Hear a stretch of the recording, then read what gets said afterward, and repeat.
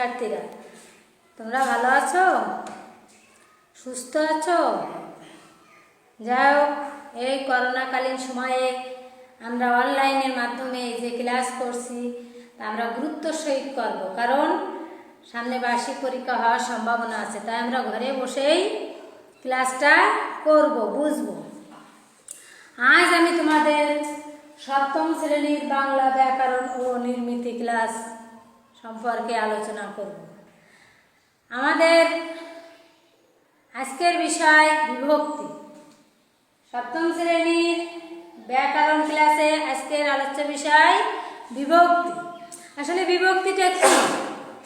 বাক্যে শব্দগুলোর নির্দিষ্ট বিন্যাস থাকে, বিন্যাসই সমগ্র বাক্যের অর্থ স্পষ্ট করে দেয়।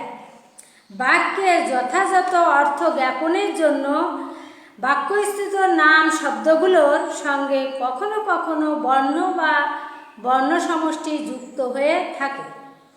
এই বর্ণ বা বর্ণ সমষ্টির নামই বিভক্তি। নামে কি? বিভক্তি।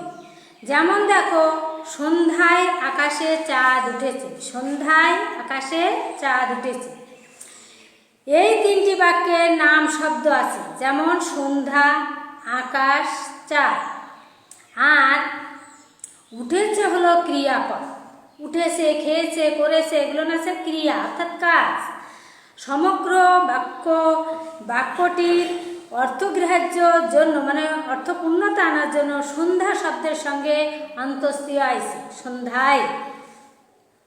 আকাশ শব্দের সঙ্গে এ যুক্ত হয়েছে, যে আকাশে। এই অন্তস্থাতে এগুলো হচ্ছে কি বলতো? বিভক্তি। এগুলো কি? বিভক্তি। আমরা দেখো বিভক্তি সম্পর্কে মোটামুটি জানলাম যে কাকে বলে।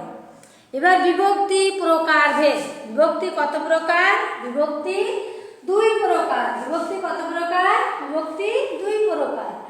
দেখো, শব্দ বিভক্তি বা নাম বিভক্তি। শব্দ বিভক্তি বলা যায়, নাম বিভক্তি বলা যায়, ও ক্রিয়া বিভক্তি। তাহলে বিভক্তি কয় প্রকার? দুই প্রকার। ক্রিয়া বিভক্তি আর শব্দ বিভক্তি। অর্থাৎ শব্দ বিভক্তি বলা যায়, নাম বিভক্তিও বলা যায়, আর ক্রিয়া বিভক্তি দুইটি, তাই তো? এইবার শব্দ বিভক্তিটা কি? শব্দ বা নাম পদের সঙ্গে যেসব ক্রিয়াটা যুক্ত হয় তাকে শব্দ বিভক্তি বলে। যেমন দেখো, ভিক্ষুককে ভিক্ষা দাও। ভিক্ষুককে ভিক্ষা দাও। ভিক্ষুককে, ভিক্ষুক, তার কি? তার যে কাজ, তার নাম, তাকে বলা হয়েছে নামটা কি? ভিক্ষুক। ভিক্ষুককে ভিক্ষা, তার সাথে কে, এটাই আছে প্রত্যয়। কেটাই আছে কি? বিভক্তি যোগ হয়েছে, ওর সাথে এসে কি যুক্ত হয়েছে? বিভক্তি। আর ক্রিয়া বিভক্তিটা কি? দেখো, ধাতু বা ক্রিয়াপদের সঙ্গে যেসব বিভক্তি যুক্ত হয় তাদের বলা হয় কি? ক্রিয়া বিভক্তি। যেমন তিনি বাড়ি যাবেন। তিনি বাড়ি যাবেন।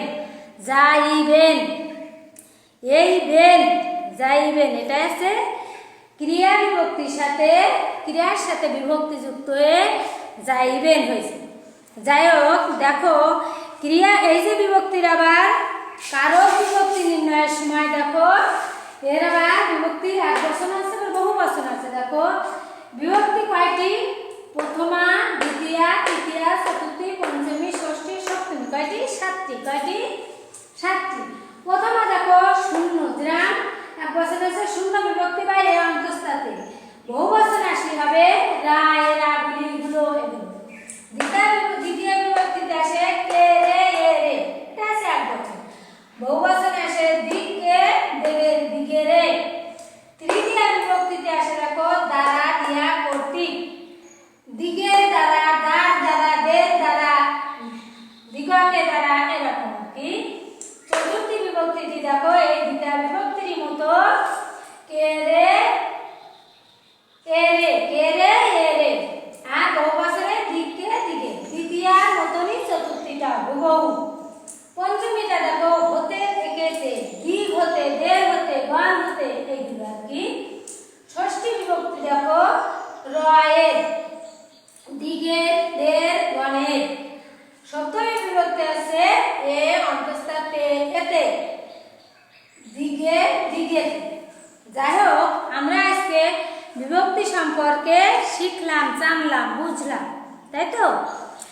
আমরা আগামী দিন বুঝবো কারক নির্ণয়ের সাথে সঙ্গে সঙ্গে বিভক্তির কিভাবে প্রয়োগ আমরা করব। আগামী ক্লাসে আমি এটা আলোচনা করব। এই সপ্তাহ তোমরা বাড়ি থেকে সুন্দরভাবে মুখস্থ করবে, বসবে, দেখবে, তাহলে এই যে মনে রাখতে হবে সারা জীবন, এটা তোমাদের 9 টেনেও লাগবে।